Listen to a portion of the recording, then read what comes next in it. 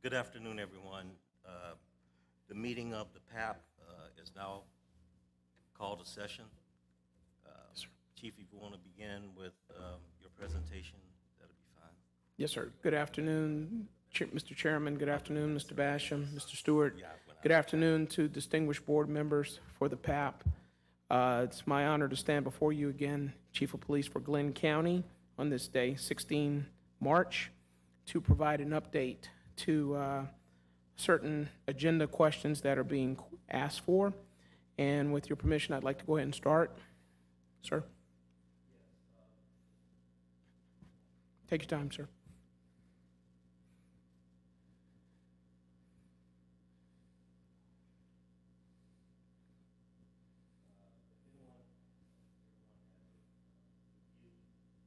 If everyone has reviewed the minutes from the last meeting, can I get a motion for those minutes to be approved? I move we approve the minutes as written.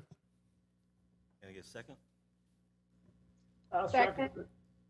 Okay, there's a motion and a second. The minutes from the last meeting are approved.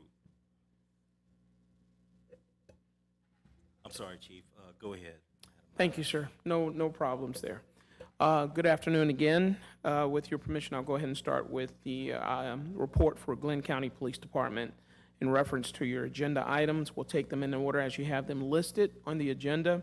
Number 3 being an update on IACP recommendations and progress towards accreditation.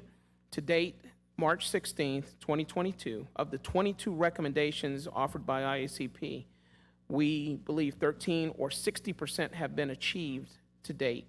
8 are in progress, which total 36%. 1 item or 4% has not been achieved, and that is the telephone reporting.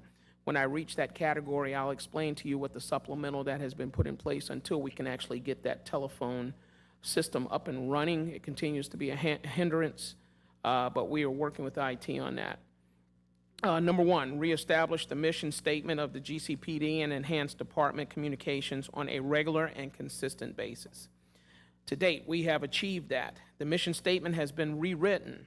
Glenn County Police Department proudly has also greatly increased social media presence to communicate with community, internal communications, and are a continual work in progress. I owe this credit to PIO Officer Earl Wilson, working under Captain Mike Robinson through Administrative Division, and he tirelessly works to provide updates to everything going on with the county, involving the county, and anywhere of reference in the state, 24 hours a day, basically. I don't think he sleeps. Mission statement, vision, and core values are included as page 1 of the Policy and Procedures Manual attached.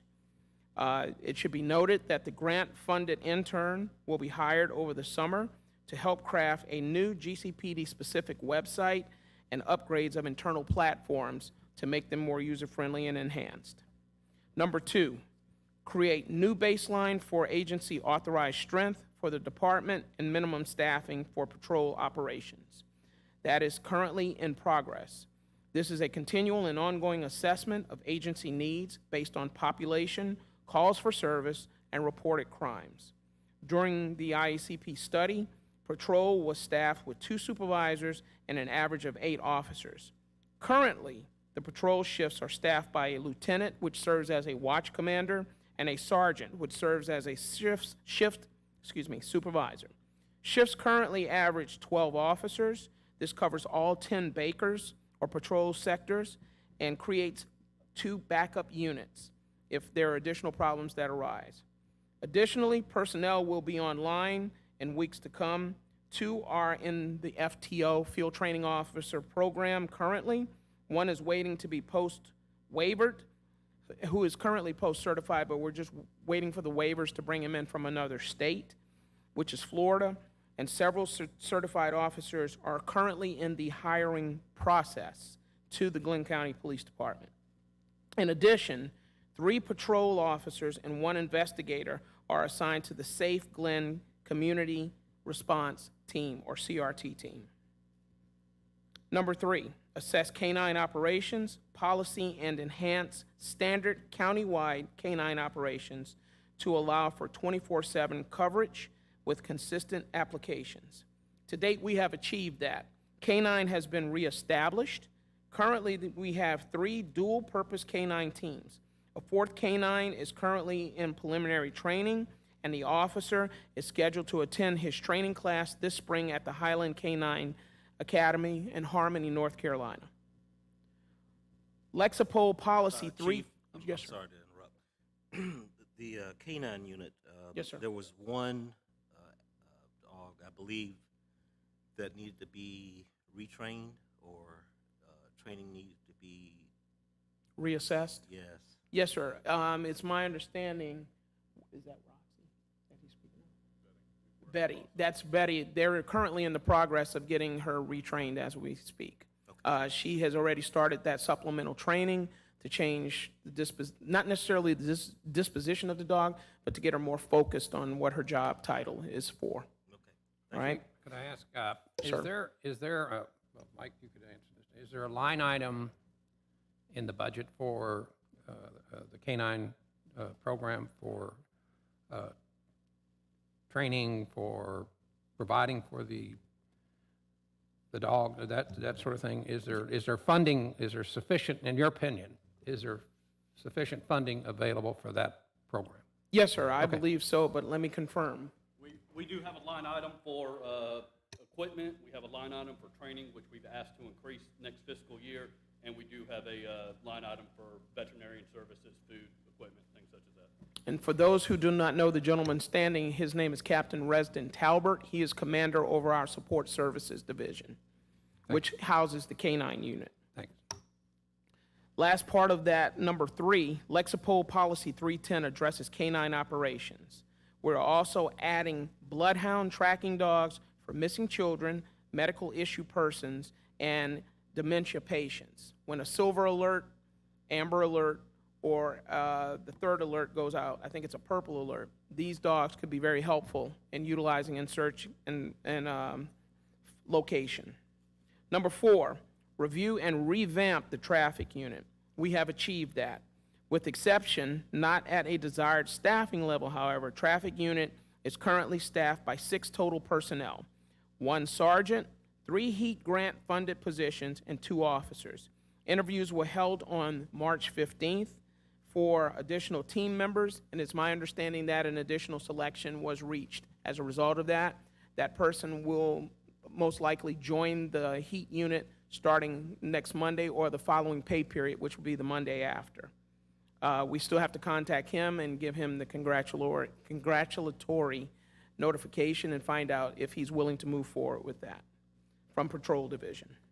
Implement community policing through efforts to include number 5, implement community policing through efforts to include geographic policing, community meetings, a citizens police academy, etc. That is currently in progress. Once, as before, due to COVID, many events were not possible over the last year. However, we have established a full-time community outreach liaison as a single point of contact for all agency events and requests. To date, in 2022, we have participated in 39 events and meetings with 114 officers and totaling 247.75 hours of core community outreach resources and engagement. Police and citizens together packed town halls are on hold due to the BOC currently holding their own town halls. Once they have concluded their own town hall meetings, which are the commissioners, well, then we will commence with our town halls. We did not want to do anything to take away from the priorities of what their town halls needed to undertake. Last year, we participated in Love and Unity in the Park, Juneteenth, and Faith and Blue Weekend, as well as Cops and Kids Christmas, National Night Out, Trunk or Treat, and Battle of the Badges, which all were not held due to the COVID issues, but we normally participate in those every year. Those events should return this year coming.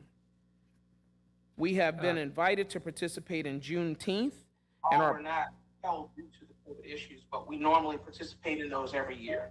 Those events should return this year coming. We have been invited to participate in Juneteenth.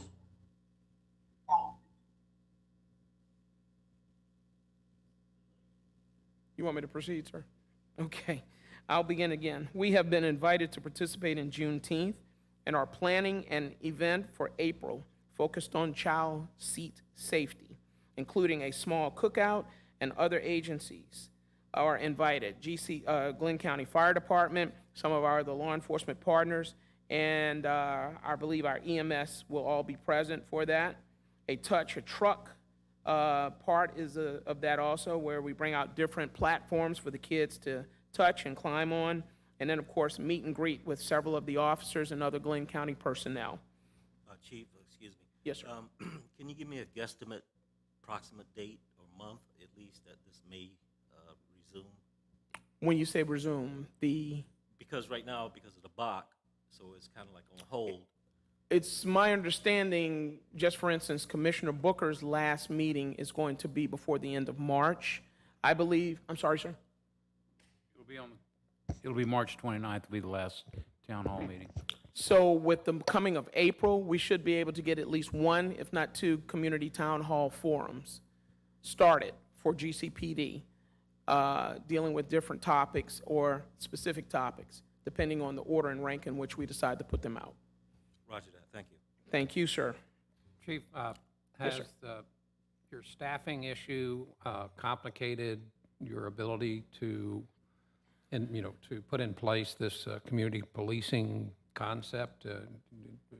You're talking about Operation Safe Glen, sir? It has been a small sacrifice to move officers from patrol and to move officers from CID to assist and from SIU, but the merits of what has occurred have paid off tremendously.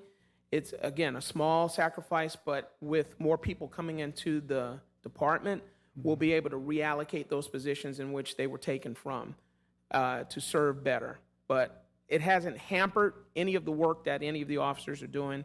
It may have added a little more stress level for them, but overall, they are doing the job successfully every day, sir. And who is your point person for this? You said you named a... You're saying for the community response team? Right. From the operational side of CRT, Operation Safe Glen, that's going to be Captain Jeremiah Berquist, who is over into investigations.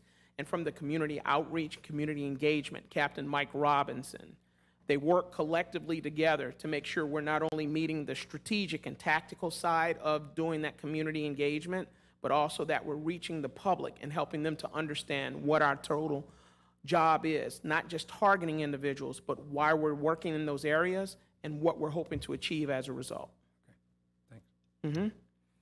Items 6, 7, and 8 are being presented as a single topic due to the overlapping nature of their design. Item 6, hire a full-time crime analyst. That is currently in progress. Item 7, institute intelligence-led policing, which is currently in progress. 8, institute formal CompStat meetings, which are currently in progress. Additional comments to those 3 topics.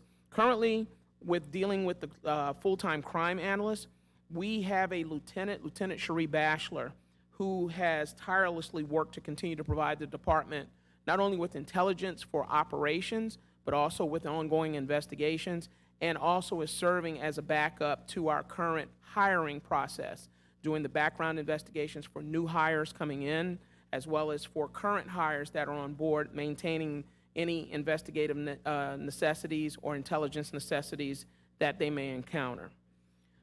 Agency has the program for CompStat, and the training division will be implementing training for the supervisors very shortly to begin regular CompStat meetings, if not weekly, then at least quarterly. At least monthly.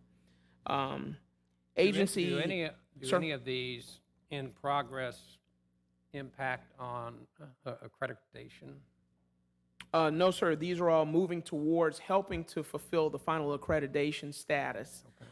And I'll speak to that when I get to that category. Okay, yeah. good. What we're doing with this is designing a new strategy whereby not only are we meeting the state requirements to reestablish our accreditations, but we're working in consort to make sure the CALIA standards are being met as well. Okay, as we go through this, if you would just if you could identify those things that Yes, sir. have an impact on accreditation, and to what extent are we achieving those things? Yes, You sir. wouldn't mind? Okay. Yes, sir. Thanks. All right, sir. Number 9, merge the Criminal Investigators Division and the Special Operations Division to improve communication and coordination.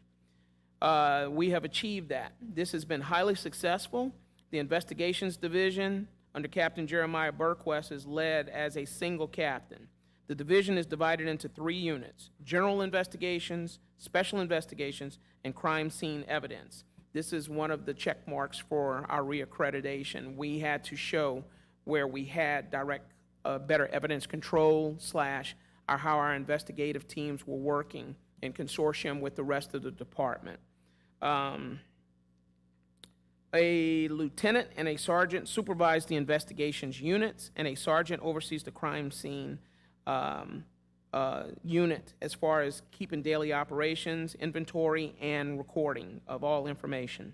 Investigations is not fully staffed, and effectiveness will increase with additional personnel and more diverse personnel coming on board. Investigations currently led by a captain and split into 3 units. General Investigations with lieutenant, sergeant, and 9 investigators currently, special lieutenant and sergeant, and 2 investigators for crime scene evidence, with a sergeant and 2 civilian technicians currently working to meet the needs of that division, which are getting to be called out, if not nightly, almost every other night, with the rising crime that we see from time to time. But we always manage to have the right people out there covering those crime scenes.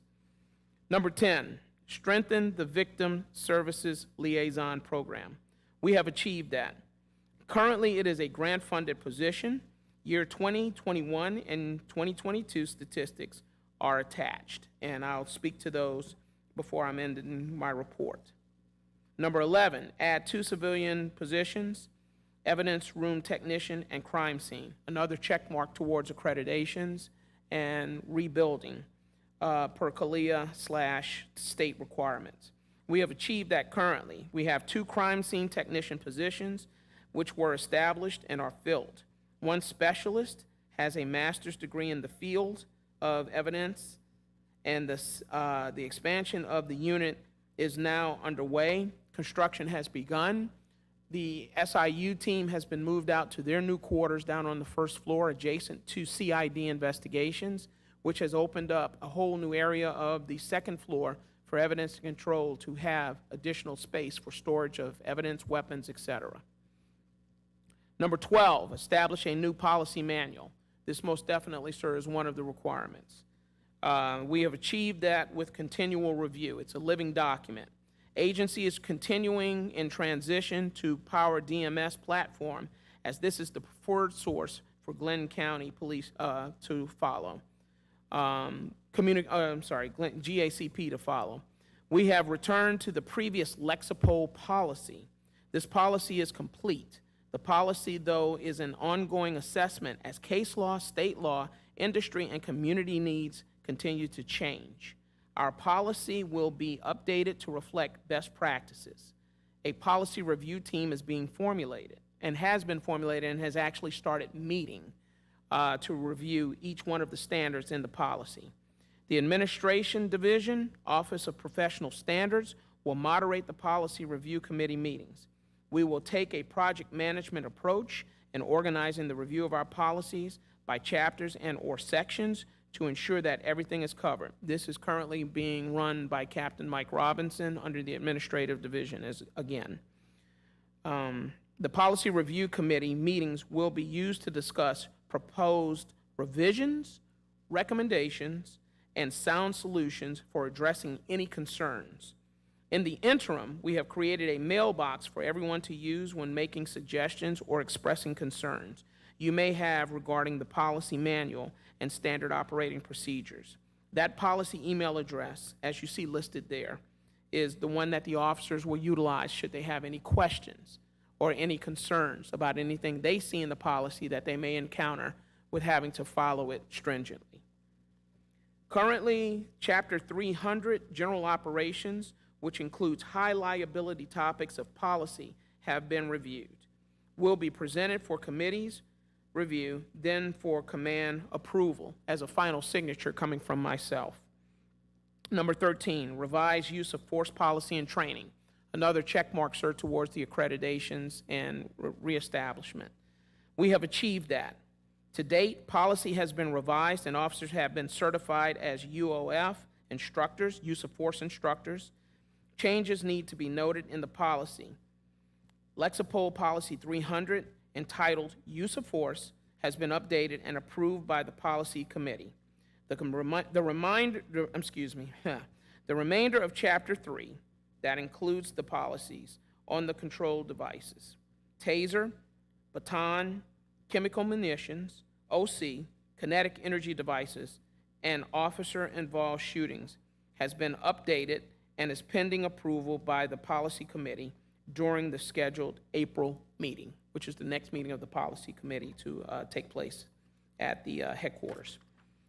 Number 14, create a separate policy regarding unbiased, equitable treatment of all persons. Another check mark for you, Mr. Basham. It was achieved. Lexipol Policy 401 on bias-based policing, see attached, states what we are doing now to address that issue, to make sure there is no confusion by officers on doing their duty on a daily status with this department. Number 15, develop and implement an early warning system. We have achieved that. An early warning system using Spillman is currently being used. Axon is developing additional software to enhance department capabilities for the Glenn County Police Department's early warning system. Axon currently has a program in beta design. We're beta testing it, meaning they have given us the equipment and we will utilize it for anywhere between 2 and 6 months and give them our findings before deciding if this is the proper way forward. Supervisors have had in-house training on what to look for and steps to take during the process, if anything was noted to assist the employee. The current process for complaint processing through OPS allows the accurate tracking of officer complaints and issues, therefore allowing OPS to identify any potential problems in officers. I failed to mention, Mr. Basham and Mr. Walker, that is another check mark towards the accreditations. Number 17, develop policies to ensure proper treatment of the LGBTQ plus community. Another check mark, sir. We have achieved, which has been achieved, excuse me. Lexipol Policy 401, titled Bias-Based Policing, is referenced under 14-Section 13.7.5, entitled Interaction with Transgender and Gender Non-Conforming Individuals. From the old policy addresses the treatment of transgender and gender non-conforming individuals. This policy can easily be integrated into the Lexipol policy. Also, Lexipol Policy 20.5.3, entitled Discrimination, Oppression, or Favoritism, prohibits discrimination against persons based on his and or her sexual orientation, gender identity, or expression. The LGBTQ policy into our Lexipol policy is included as a subsection of the bias-based policing policy. The section number is 401.8, entitled Interaction with Transgender and Gender Non-Conforming Individuals. Sir? There's a training package that is associated with this particular requirement. That is affirmative, sir. And do you provide that training, or do you bring in outside? It would be a culmination of both. We have individuals who are trained to teach it within the department through GIPSTIC standards, but we also have individuals that we can also bring in to deal with specialized topics that may be going on in society. Okay. Is that going on now, that training going on now? It goes on as part of their upcoming 3-day standard training, which is going to start to occur on a monthly basis. They have received the standard training for LGBTQ interaction, but this is more enhanced training that will make them more user-friendly with the general public. Okay. Thank you. All right, sir. I have a question. This is Teresa Hoyt. Yes, ma'am. With regard to the in-house trainers on this issue, Mhm. what certification or training have they had In other words, what did they attend that was more or less train the trainer? The courses, it's my understanding the courses that they attended were both state certified as well as nationally certified, offered either through GIPSTIC or through an independent consulate with the Georgia Chiefs Association. Once they have received this, they receive certifications through the state, which are added to their post certifications as an instructor, and makes them more viable and ready, usable to teach the other officers the same standards that they have received.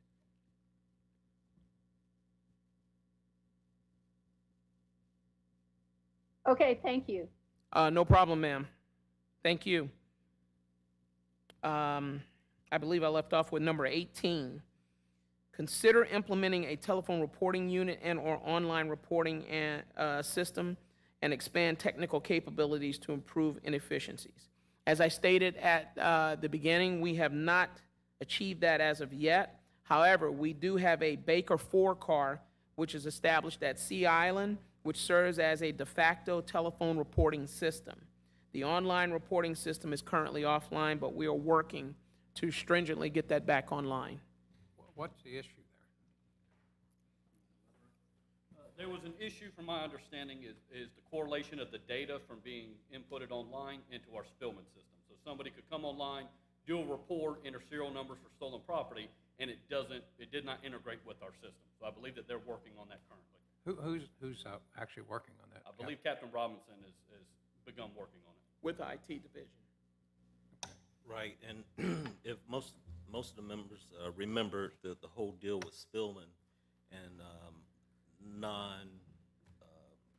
I guess they didn't follow the contract correctly and gave the police department junk. And then I think they were sold off or taken over by another company. But I believe that's why Axon is going through the beta testing. Correct. Because Spillman didn't even work with Spillman, so it's just a matter of time before that's worked out. But that communication issue is of concern. I'm sure it is to you.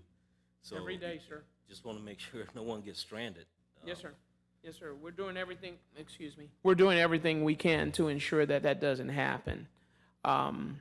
And with time, hopefully very soon, within the next couple of weeks to months, we should be able to hopefully get that remedied. Is that a funding issue, Chief, or is it expertise, or is it just? It's a culmination of expertise and the way forward with what system needs to be put in place to bring it up to standards. But was that part of the contract, the initial contract? Yes, sir. And so, We're what- renegotiating with them to get them to where they need to be and with what is providing us with the standard. and what is their answer to that issue? I mean, I'm not sure. I know that there's been some email communications with starting to revamp and having meetings in reference to it. I just don't know what the current status is of it now. It was up and running, but then they discovered that the data was not being inputted into Spillman. And so that's a concern. If you've got an officer searching it and it's in this system but not in this system, then we've got an issue. So- The other issue was the crimes actually being reported. You don't want somebody reporting a serious crime on an online reporting system. An officer needs to respond. That way it can be investigated immediately. So I know they're working on a lot of those operations. so you think it's a software problem? Is it? I believe it was. Don't quote me on this, but I believe when they actually first implemented it, or when they researched it to actually buy the program, it was not officially out of beta. And so they were kind of working through some things. They got it up and running, and then they discovered that issue. So I'm not sure what the current status on it is now. Right, I think a big part of it was population. Correct. As a cross-transfer, right? Yes, sir. Thank you. If it will help, I'll go ahead and follow up on that as one of my to-dos to see if I can get an explanation on that and get something to you between now and the beginning of next week. That would be great. Yes, sir, and I'll make sure I email everyone Yeah, on the board. I just think keeping the heat on them, keeping Sure. the pressure on them, because it was a very core part of that Yes, sir. contract, and Yes, sir. if they're not fulfilling it. I agree, sir. And because it's a technical issue, let me correct myself. It was normalizing the data from Spillman going into another system. Okay. That is correct, sir. Number 19, revise a field training and develop a formal strategic and comprehensive agency training plan. That was one of the check marks needed for reaccreditation. We have achieved that to date. Lexipol Policy 417 addresses field training. The policy outlines the minimum required training hours for recruits, Georgia Post certified officers, and out-of-state certified officers. The policy also outlines the required documentation during the field training period. These documents have been updated and are available on SharePoint. The policy outlines the appointment of a FTO coordinator, the responsibilities of the field training office coordinator, and the requirements for an officer to be a FTO. In addition, a location for the simulator is being evaluated currently, which will increase the internal scenario-based training.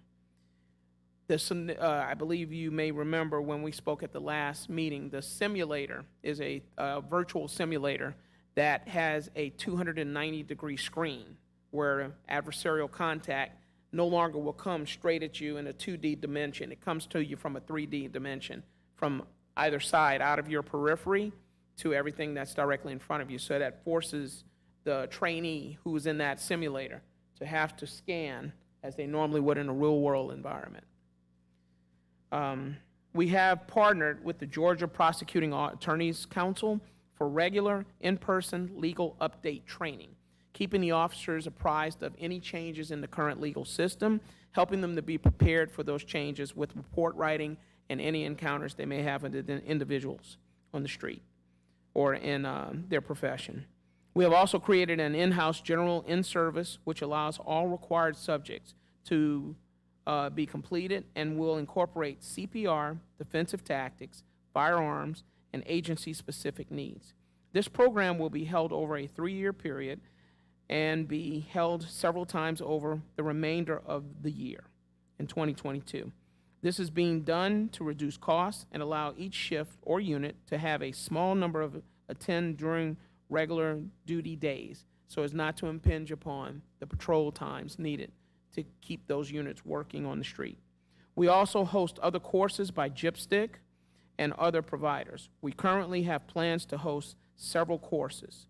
So far, we have scheduled criminal procedure, which is a 3-day course suggested to be taken every 2 years, commercial vehicle interdiction, and we will be scheduling also, which did not make the list, but we have confirmation, a CIT-based training, which will offer the officers an opportunity to work with others in the community to help solve issues with mental anguish and or domestic issues in a more timely fashion without necessarily using less lethal or lethal to solve the problem.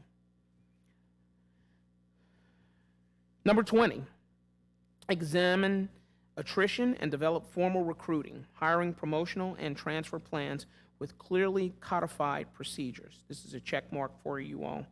In progress, a promotional cycle was begun last August. The testing was redone over the last few weeks, and the results are pending. Currently, the majority of sergeants and lieutenants are in acting positions within the department. Agency promotional process is under review as well as the policy, and we should be able to provide a listing for those new positions or permanent positions between now and next Tuesday, or Monday, excuse me. Number 21. I'm sorry. On that one,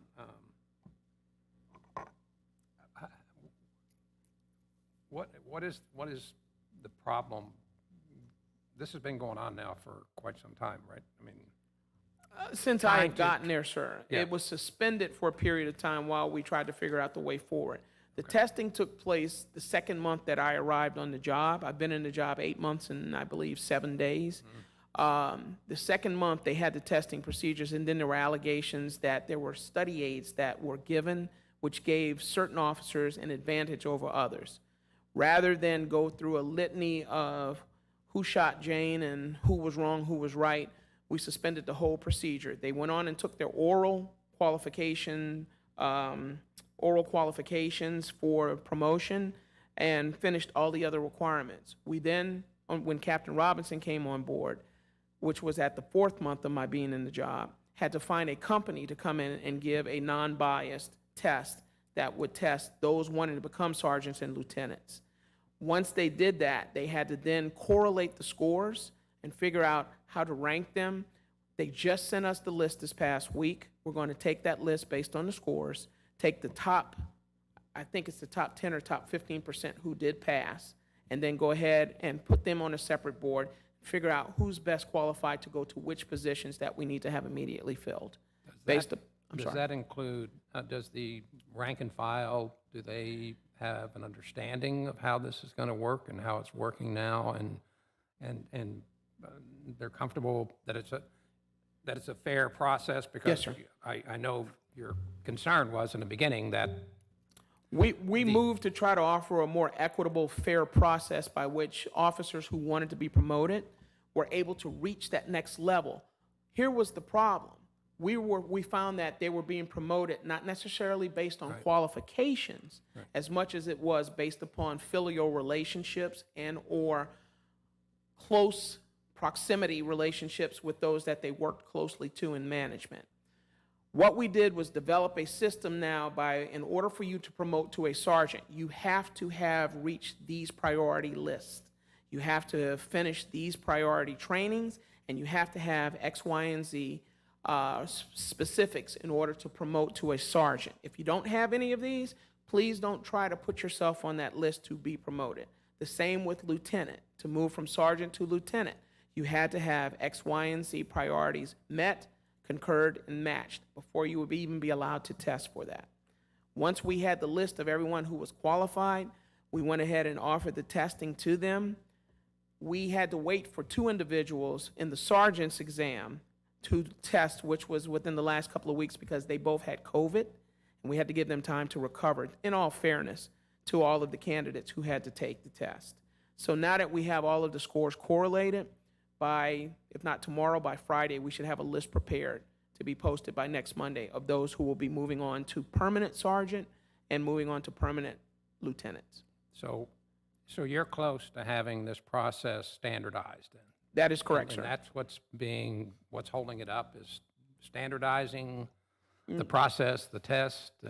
What's holding it up is we just received the final scores, and we just received the final listing of who scored how well, how high, and who did not make the required mark. But this will be an ongoing, this is a living... This is an sort of ongoing a living process that we will continue. process. Yes, So- sir. So standardizing this process is, I guess, is what I'm trying to get to.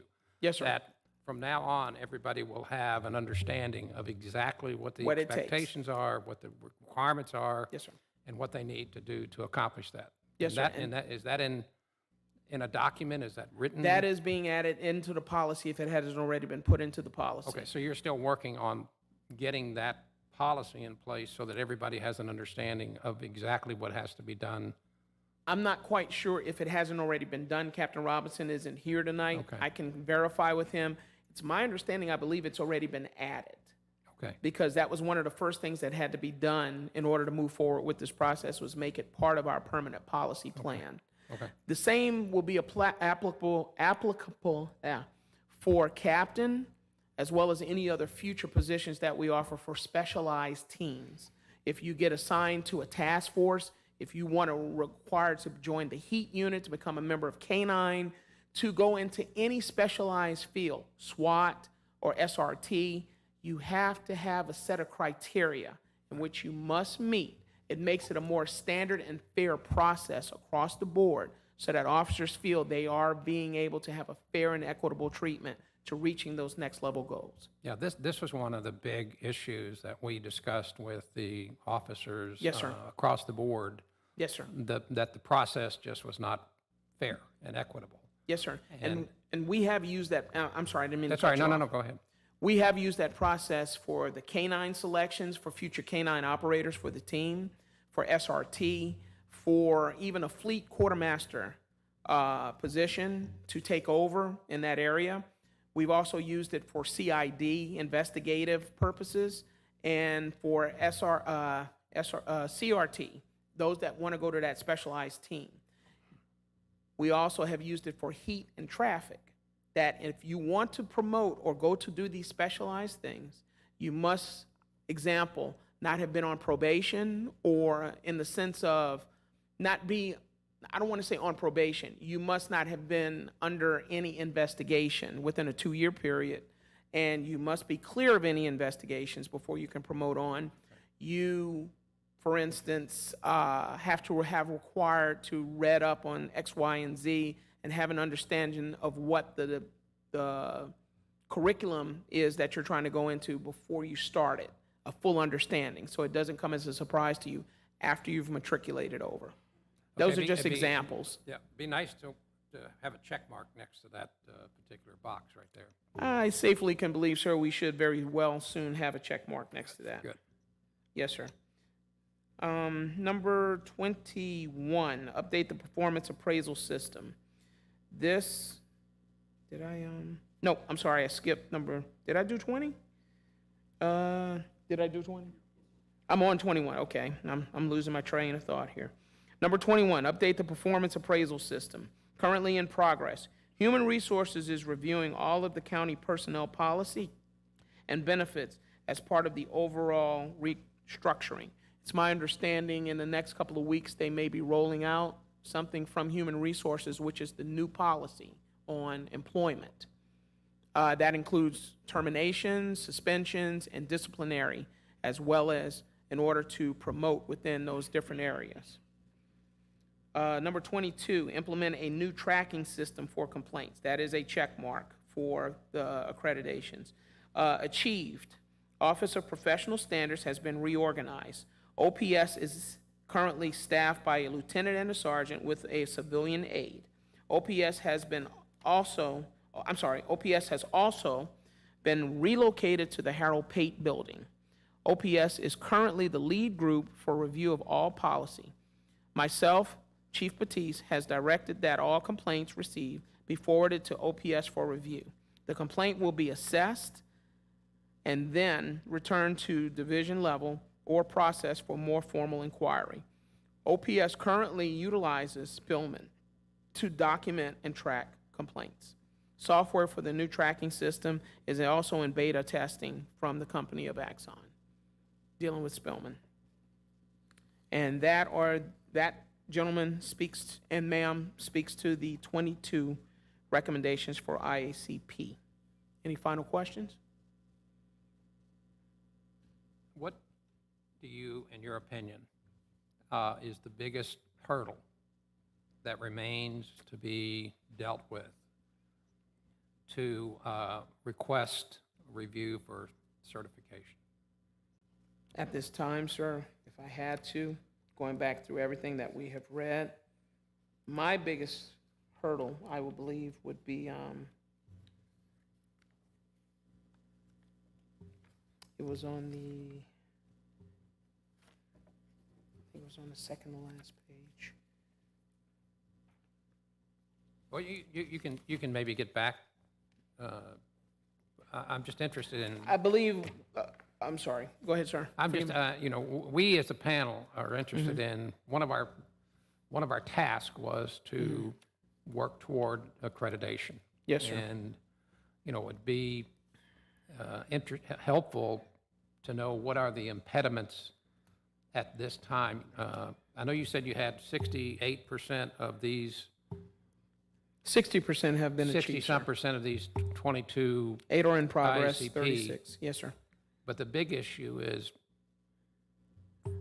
how are we going to achieve accreditation, and what is the biggest hurdles and impediments to that, accomplishing that? And you can give some thought about that. Yes, sir. I've gone through this backwards and forwards. I would say probably one of the biggest hurdles is going to be making sure that we have an implemented community policing through efforts to include geographic policing, community meetings, and Citizens Police Academy. With the level of trust currently being rebuilt between the community and the police department, the hardest part is getting both sides to be trustful of each other. As you know, we have implemented other programs to start that, being community engagement and implicit bias, which took place several weeks ago. Second iteration will be coming in late April, early May, for those that did not get to take it. And we have had expressed desire from more community leaders to want to be a part of it for the next phase. Once I think we have reached that, that will take a large chunk out of us reaching our final goal, is just getting over that hurdle of getting the community to understand what it is we do, why we do it, what we have done wrong in the past or not to desired effect, and what we need to do better in order to reach those desired effects. I recall speaking to, who was, Captain Talbot may want to add one thing, sir. I'm sorry. So Captain Robinson is heading this up. Just to elaborate a little bit more, with accreditation, you have your standards. You need to make sure that your policies have all these standards. And I don't know if you guys have this page. They do. But not only do you implement these standards, you have to show proof of history of abiding by the standards. So some you can get waivers for, some you have to give the time to prove we are complying with the standard. Here's the proof. Here's training documents that we've had this training, things like that. So I know Captain Robinson has outlined, you know, each chapter, how many standards that we do have it in our policy, we are abiding by them, but then also how many we can prove we're abiding by, because you have to be able to show all those proof when they come in and do their inspections. And believe it or not, I was going through that after the Axon contract. I just wasn't thinking that this, no, thank you, sir. You added clarity to that. I can cover those now if you'd like. It's a short document that talks to the same things Captain Talbot referenced. State certification standards progress. One of the things that we see is Chapter 1, role and responsibility. Chapter 1 has 24 standards. Of those standards, 14 proofs are confirmed and 5 proofs are under review. 5 proofs remain to be met and approved. Chapter 2, training. Chapter 2 has 11 standards. Of those 11 standards, 2 proofs have been confirmed and 3 proofs are under review. 6 proofs are remaining to be reviewed and approved. Chapter 3, organization and management. Chapter 3 has 8 standards. Of those 8 standards, we have not had any proofs and have been confirmed. 3 proofs are currently under review, 5 proofs are remaining. Chapter 4, personnel. Chapter 4 has 12 standards. Of those standards, 0 proofs have been confirmed, and 2 proofs are under review. 10 proofs still remaining. Chapter 5, legal, has 10 standards. Of those, 0 proofs have been confirmed, and 3 proofs are under review. 7 proofs are remaining. Chapter 6, operations. Chapter 6 has 36 standards. Of those standards, 2 proofs have been confirmed, 3 proofs are under review, 31 proofs are remaining. Chapter 7, or support services, has 18 standards. Of those standards, 0 proofs have been confirmed, 3 proofs are under review, 15 proofs remaining. Chapter 8, communications. Chapter 8 has 5 standards. Of those standards, 2 proofs have been confirmed, 1 proof is under review, 2 proofs remaining. Finally, Chapter 9, holding areas. Chapter 9 has 16 standards. Of those standards, 0 proofs have been confirmed, and 2 are under review, 14 proofs are remaining. So as you can see from that list, the ones where we have 0 proofs and none that have been confirmed are probably our biggest challenges to overcome, and it takes time for us to work through that.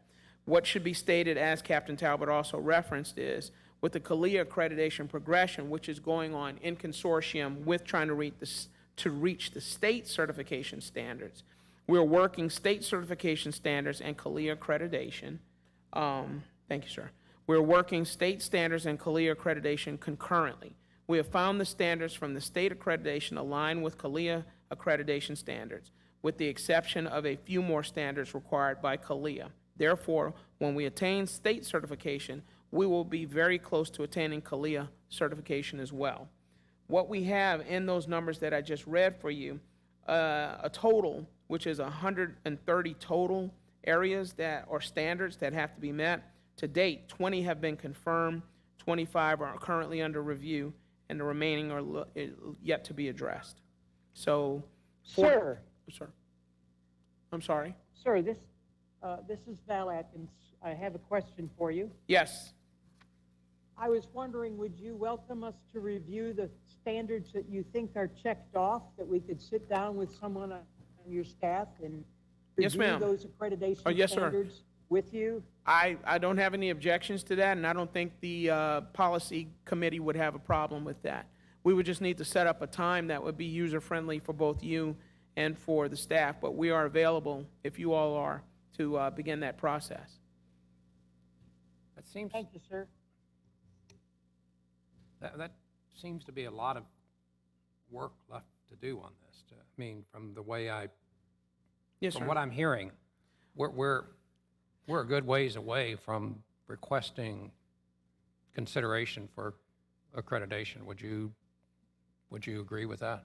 I think we're more closer to it than before we No, you're were right. before I took the job. But still, there's a lot of those that are either under review or those that have not Yes, sir. been addressed. So Speaking candidly, yes, sir, we still have some work to do. what is it is it a lack of resources focused on this, or we have been having this conversation for 2 years now, right, Ricky?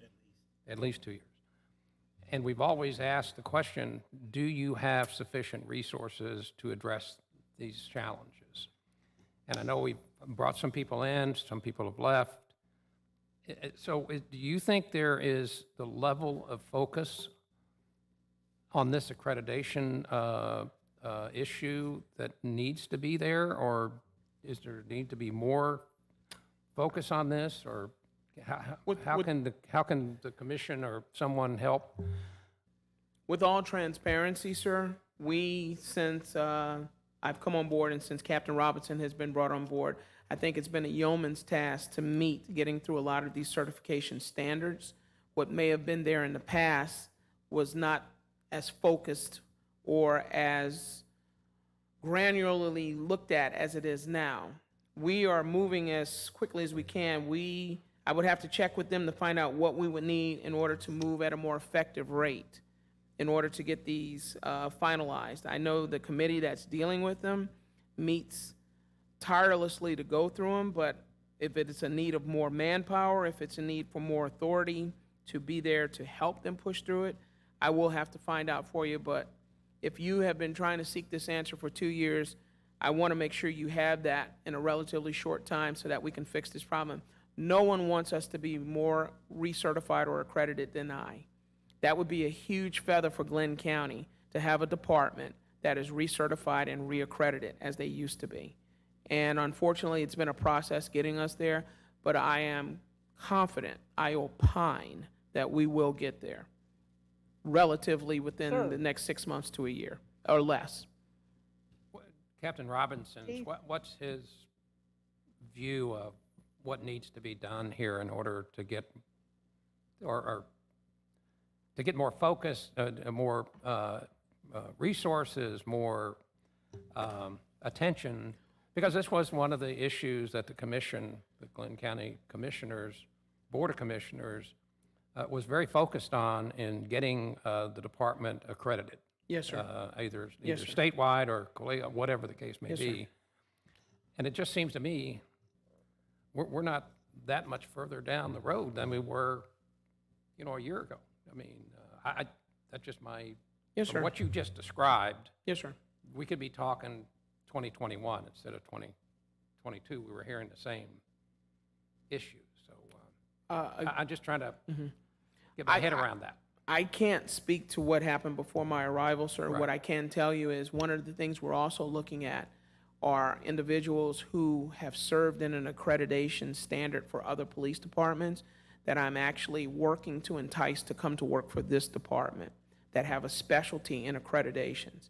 Their sole purpose on being brought on board would be to be put into that doctrine and cut loose to get it to where it needed to be. For instance, Savannah Police Department had a lot of the same, Savannah Airport Police had the same problem with accreditations a couple of years ago.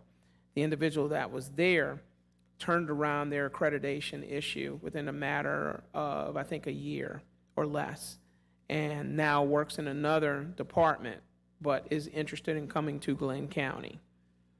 What has to be understood is anyone that is brought in from the outside is brought in for a specific purpose for the betterment of the department. It is not to overshadow anyone that's currently at the department that feels they're being knocked out of a position or the ability to promote. Well, you have several, just about everybody, but dual-hatted staff members, if I'm correct. Several, yes, sir. And then you're coming off of an almost all-time low for officers, I Yes, sir. believe. I do understand exactly what you're saying. So I'm kind of echoing the same thing and bringing another agency in or a group of people in or whoever you can find that have the right prerequisites to come in and help you do this. If you if you need to do that, please say it. I think I just did, sir. I'm working on getting at least 2 individuals in that specifically tackle and work with our current accreditations. No other duties. No other duties specifically assigned to that, Okay, roger that, thank you. sir. Did you have a question, sir? Chief, Mhm. let's talk and see if we can, I don't know if there are consultants that can come in and help push this through. Yes, sir. That might be something we want to take a look at.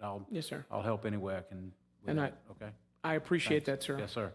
Anything to help get this process finalized, I am all in favor of. Didn't we have Lexapol? Weren't they part of this, that one, Lexapol? Am I, They were at one point, but, you know, their basic duty was to hand out the report. Yes. After that. Okay. After that, it was handed back to the Yeah. police department. Yes, sir. I think this is more than a one-man, one-woman Yes, show, sir. personally. I mean, Yes, sir. We're going to expand it beyond the 2 people or 3 people that are currently looking at it and bring in a little more expertise that is specifically geared towards strictly dealing with accreditations. No, sir. Please understand, everything you're saying is viewed as constructive, and that's how I take it. Don't worry about if it's an issue, because it's not. I'm looking at all measures. We are looking as a police department at all measures necessary to get us where we need to be. And I'm willing to try and explore whatever is necessary to get us there. Yes, sir. Yes, sir. With your permission, I'll move on to number 4 on the agenda, which is to discuss the Axon equipment performance. If no objections, I'll go ahead and proceed. Please proceed. All right, sir. Over the last several months, there have been issues, complaints, referenced 2 main areas regarding the Axon equipment services, which I believe we discussed at the last meeting. Below is identification of the 2 main issues, TASER/fleet cameras, and the update on the status of those issues being remedied. To date, TASER 7, which is the current model that we use within the department. The issue was we have been having issues with the safety switches breaking when the TASER is being turned on and off. At this point, we have had 45 TASER safety switches break, approximately 30% of our TASER inventory. We have TASERs in stock currently for all officers and had the ability to replace the TASER immediately from the company. TASER has also sent a replacement TASER for every TASER we have sent to them currently. I just attended Command College in Duluth, and there with other chiefs of police from other departments from around the state. This is not a situation that is just with our department. Several other departments were experiencing the same problem with their TASERs. So this may have been a product defect or product liability issue, but TASER quickly jumped on it, and through Captain Talbert and Sergeant Williams' efforts, they have turned that whole program around for the TASER. any cost associated with that? Are they replacing them without Yes, sir. cost? So TASER has actually redesigned the entire TASER 7 with the trigger. So they have agreed that they will replace, that should be pushed out in April, and they are going to replace every TASER that we have with this new model. Once that happens, I don't see an issue. We had TASERs in stock, we had excess TASERs, and then for positions not filled. So anytime it broke, we were able to immediately replace it. An officer really wouldn't have gone without a TASER, but until his next shift to get it replaced. But once that new model comes out, they've agreed to replace the entire batch, and so we should be good then. Is that at Are no they gonna cost? char- No cost. They're No replacing it cost. free. And it should take a 2 to 3 month period to completely change out and overhaul the entire stock. With this replacement, we have no standing complaint in the area of TASERs, once we're able to accomplish this. Fleet 2, which is the camera system for all marked units that utilize it. The issue, we have had issues with Fleet 2 units in our patrol vehicles, ranging from the cameras not working to no connection between components. We have solicited assistance from Glenn County IT, but depending on which technician assists, determines the level of assistance we get. One will work on the units and resolve the issue. The other will say that if they work on the units, it will void the warranty with Axon. Sometimes it's a cradle point issue, sometimes it's a Wi-Fi issue, which means it is at no fault with the Axon equipment, but with the technology that's designed around it.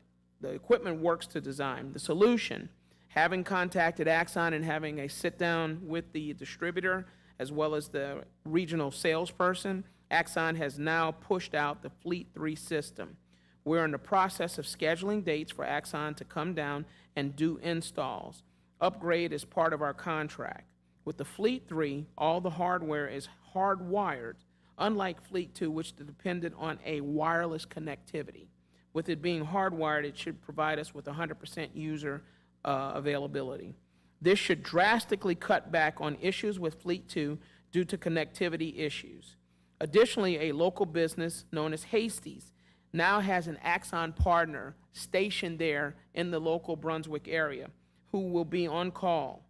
During the Fleet 3 install, Hasty's will be sending technicians to assist with the install and learn the process. After this, Hasty's will then be utilized for any issues with equipment and then bill Axon for the services, covered under our current contract. Additionally, Axon is preparing a legal document that states Glenn County IT working on the units will not void the warranty. Once this is obtained, it will be sent to the county attorney's office for review and will then allow us to move forward. With this update, we feel confident that any issues with the in-car camera systems will be resolved. Additional updates from Axon. Axon Standards. Axon Standards is a use of force reporting tool with evidence.com. Axon has waived a $10,000 implementation fee for Glenn County Police Department and will build out and implement this module for free.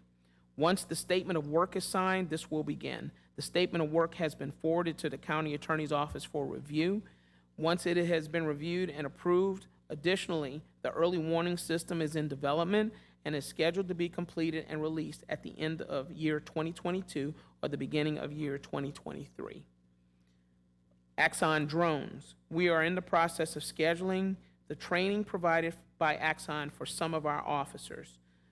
We hope to have a drone program up and running within the next few months, especially to meet the incoming summer months where we'll have a high influx of tourists in the community coming to the area. Would you just briefly describe the drone project? What does that entail? So with our contract, we received 7 drones, 6 of the smaller drones and 1 larger drone. So Axon will pay the licensing fee for 10 operators. So we just sent that out to see who within the department has that interest. We'll now start scheduling the training. Axon comes in, provides a 2-day training free of charge, part of the contract. But we're responsible for getting our guys licensed under FAA. There are some exemptions for government work, so we're in the process of coming up with our policies, implementing that, and then having Axon come in and do the training. So we hope to have each patrol shift. The goal is to have a drone readily available at all times, whether it's at night, in the morning, during the summer, at the beaches. So we have that tool readily available at all times.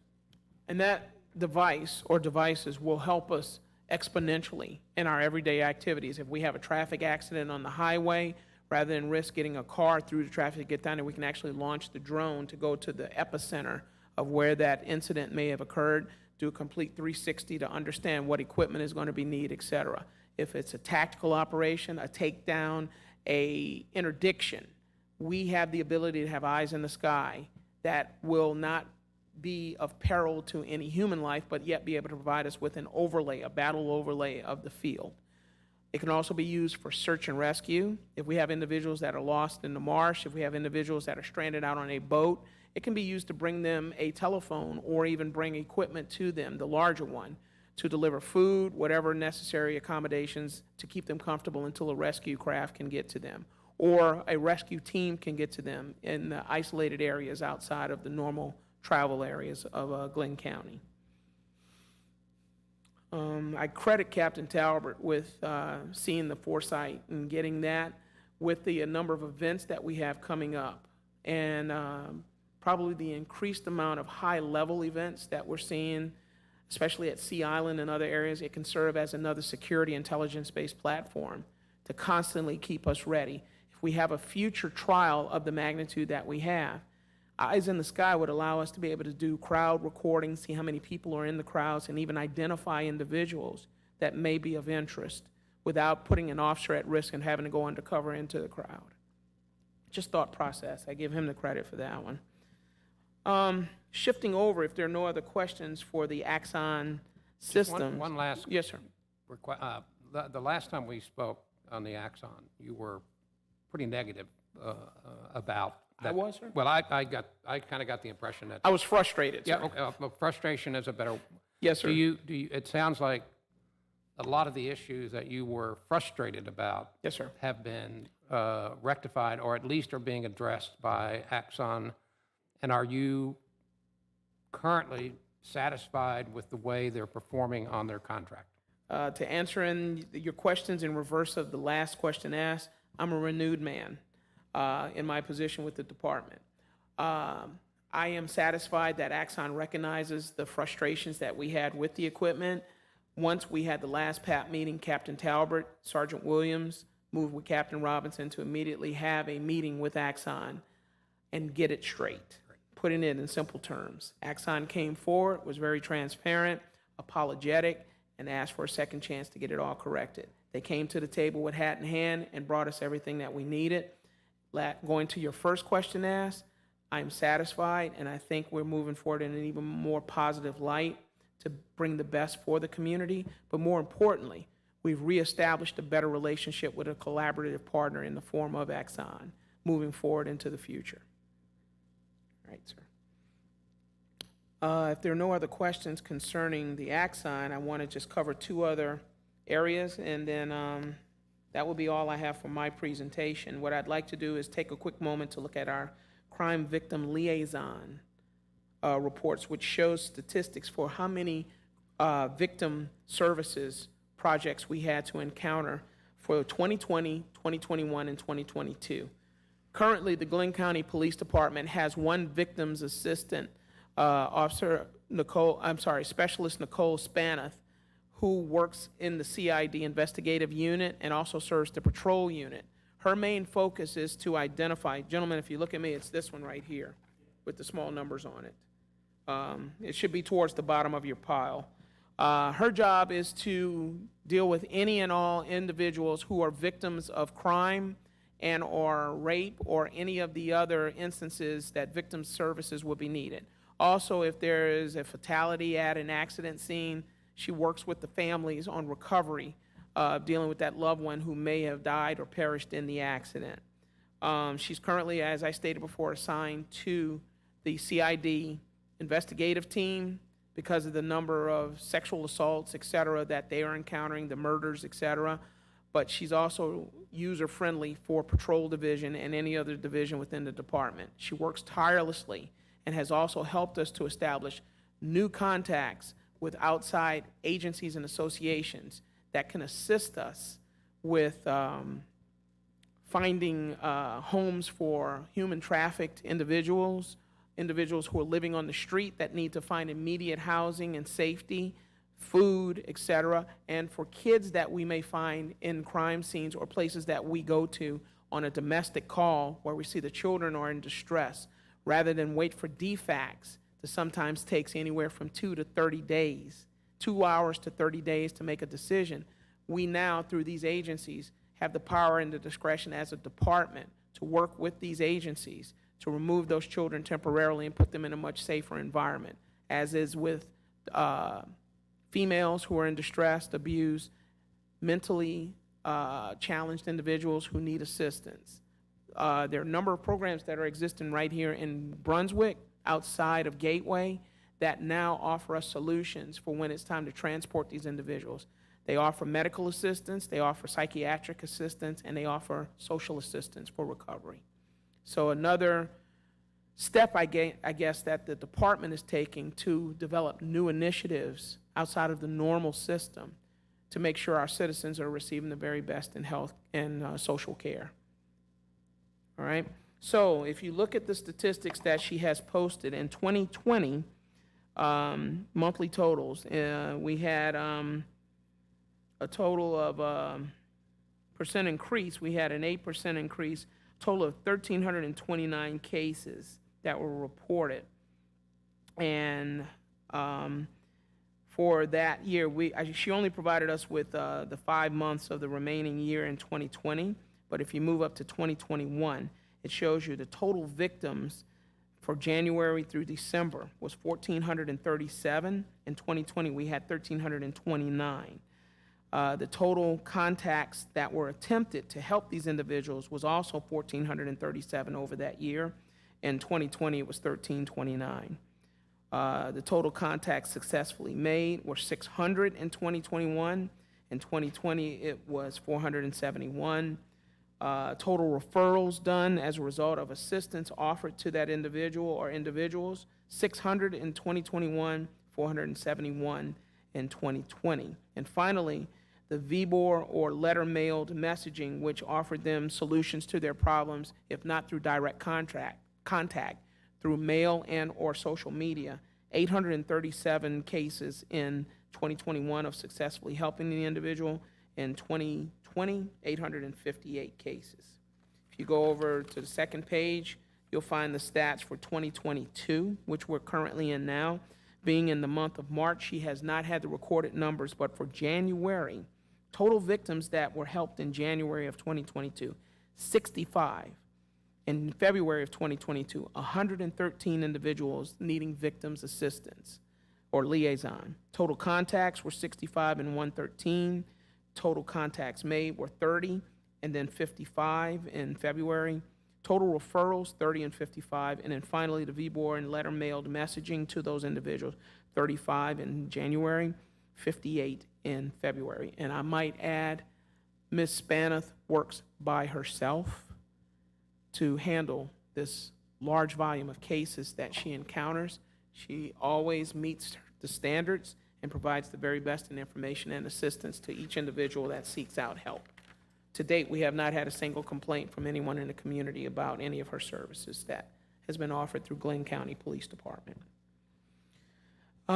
We will shift over to, if there are no questions, just want to give you an idea of what we're doing as far as core events, which fall under our community outreach resources and engagement for the date of 2022, just alone, and I believe just 2022.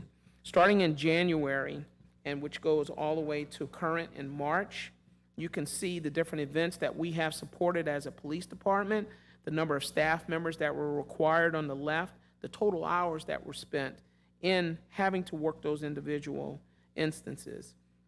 Let's pick out one just to show you. On January 11th, 2022, from the hours of 10 to 11 a.m. at the Roosevelt Harris Senior Center, seniors hosted a lunch and had a safety brief from Glenn County Police Department. One officer went to present that, being myself, it was, I believe, PIO Earl Wilson, and a total of 1 hour was spent with him.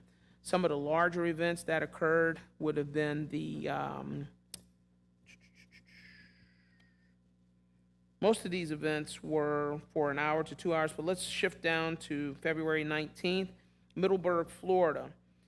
We had a request for officers to attend a Florida Agricultural Police funeral for an officer who had been a member of the Glenn County Police Department and was now being funeralized and memorialized down in this adjacent community across the state line in Middleburg. As a result, we sent one representative there for the department in full uniform to provide service as well as support, and it was a total of 6 hours that they were going to support. But what it showed was total solidarity from this department, that we're willing to reach out and help other departments and even pay homage to their fallen. Go to the second page. I'll give you one other instance. We had a number of town hall forums. The Board of Commissioners had a total of 5 town hall forums on 3/15/2022. Was the last one to date at Howard Coffin from 6 to 7.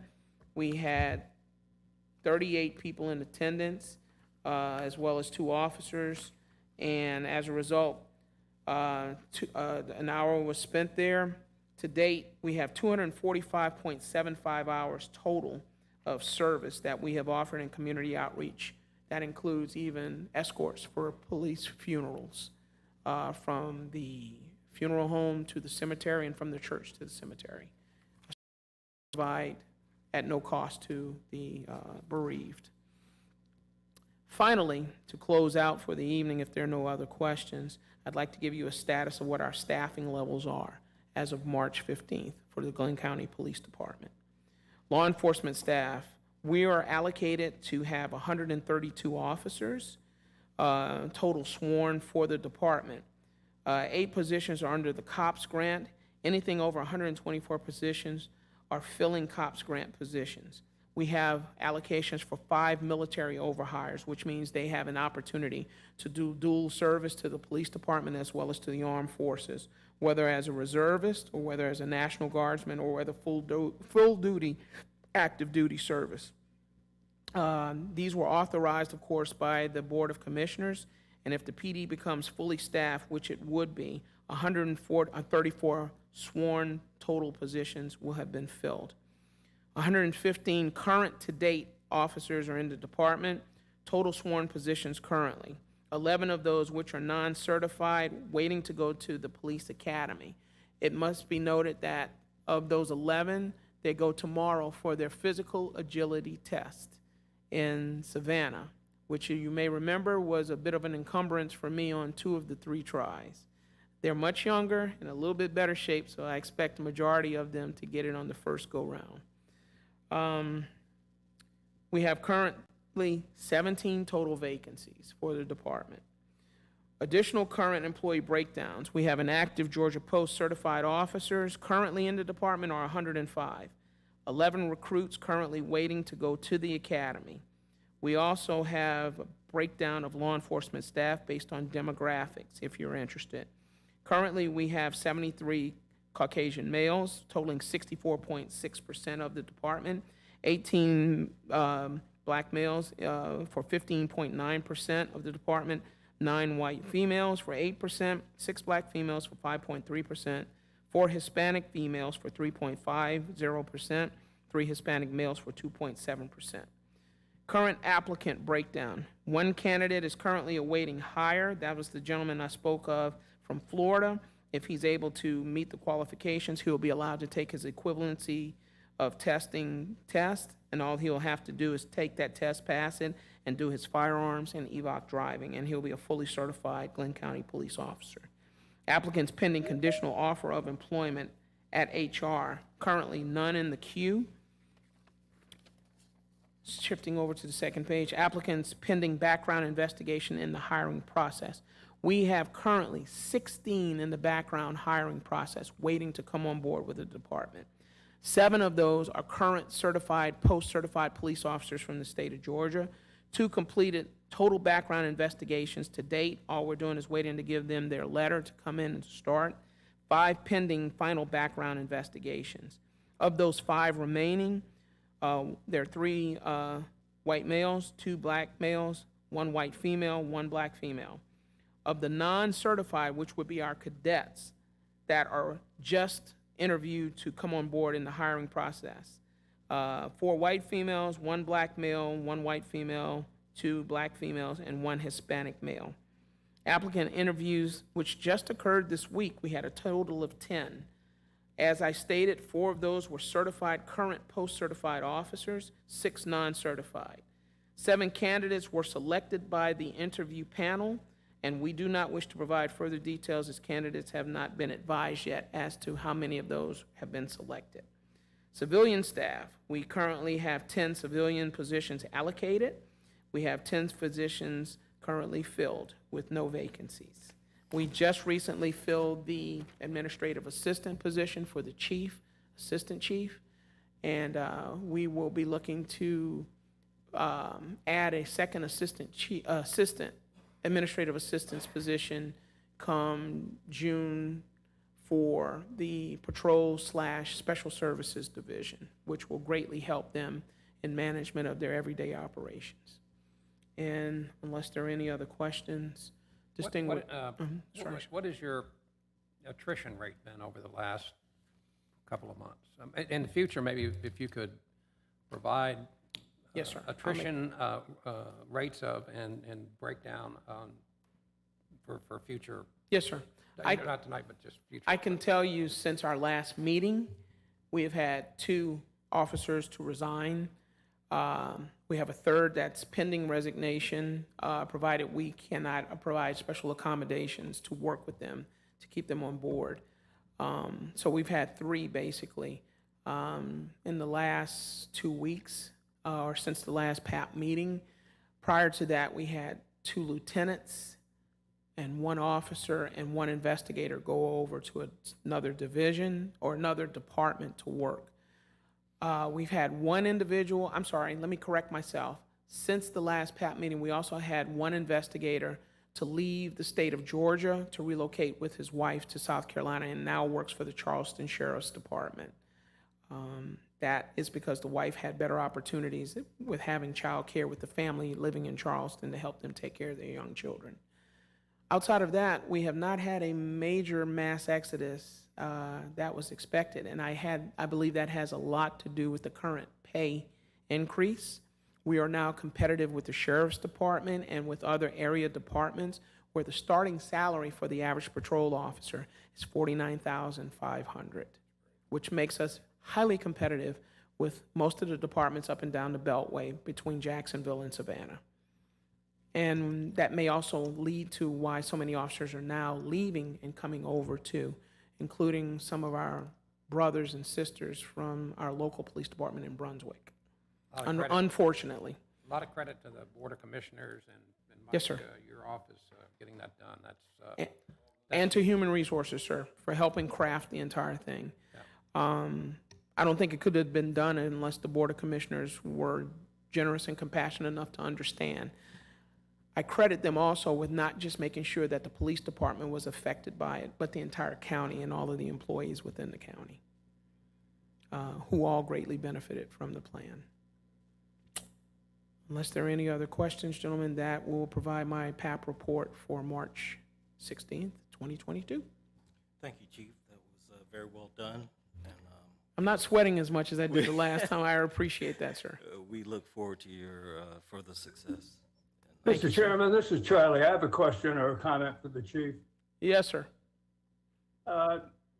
We have talked in the past about creating a critical incident response team for the department. That is pairing police officers with behavioral science specialists to deal with individuals in mental crisis. Yes, sir. I just want to call attention to the chief that House Bill 1013, sponsored by our own legislator Don Hogan, has been or is about to be passed.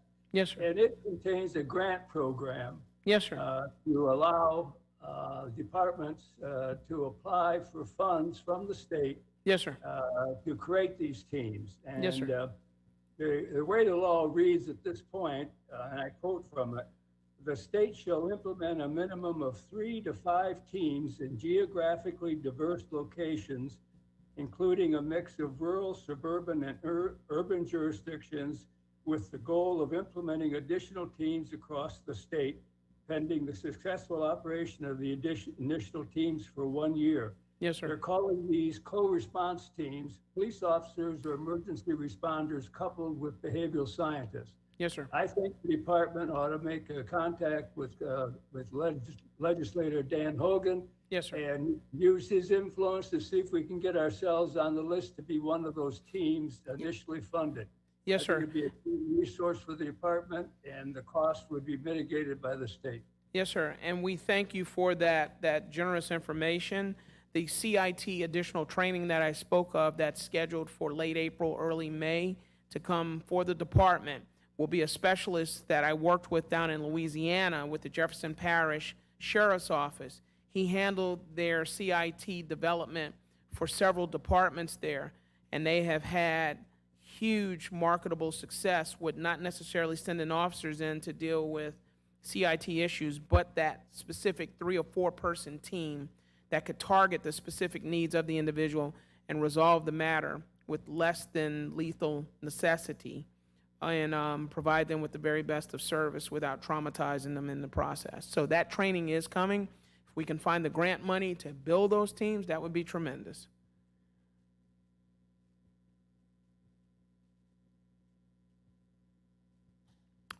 Thank you, sir.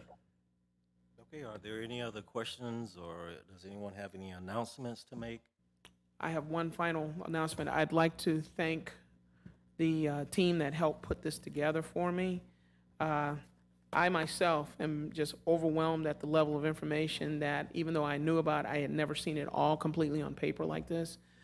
It is demonstrative and to what they're trying to do to help make our department even better, and I give all of the credit and success to everything we do, to the officers, administrative staff, and to my command staff at Glenn County Police Department. And that's my credit that I give to them. Well, good on them, because the presentation of the documents, flawless. They look great. They're easy to follow. They contain basically everything that we asked for Yes, sir. from the last meeting. I appreciate that, and I'm sure the rest of the PAP does as well. Yes, sir. If you can make sure the chairman also receives a copy, I'd appreciate it. Or we can make sure we send it to him electronically also. Okay. All right. Well, if no one else has anything, just want to take a minute to cover something. I've had a few questions. Currently, there's been no disposition or continuation decision made for the PAP made by the BOC at this time. Hopefully, the BOC will announce their decision prior to the 1st of April. I personally want to thank everyone on the PAP. You're all selfless, intelligence professionals, and I thank you for the dedication and the willingness to accept the commission and give your time to help the county. I really do appreciate it. Thank you. Mr. Chairman, if I might offer one final comment on behalf of myself and the police department. I know there's been talk of sunsetting the PAP. I would like to formally put myself out in front to state that we would like to see the PAP remain functional. It has been hugely successful in helping us move forward to reach the goals that we need. And I will endorse whatever you need me to and go down on the line for that, to see that you all remain a steadfast component in helping us move forward with this department and other departments. Well, thank you for saying that, Chief. Thank you. It's been a pleasure all the way around, no matter who's in charge. But we got some really smart people who are, I don't know, probably 150 years of experience between all of us. The next meeting tentative date will be 13 April. And like I said, that's a placeholder. Please coordinate with Ms. Christy Kinsel if you have any issues with the date because of other engagements, but we will work out a date. So 13 April is the tentative date.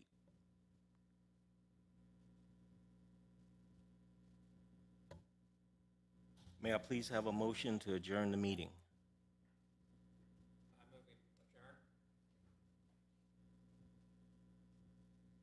There's been a motion to adjourn. Is there a second? Second. Second it. Thank you. The PAP meeting is now adjourned. There's been a motion to adjourn. Is there a second? Second. Second it. Thank you. The PAP meeting is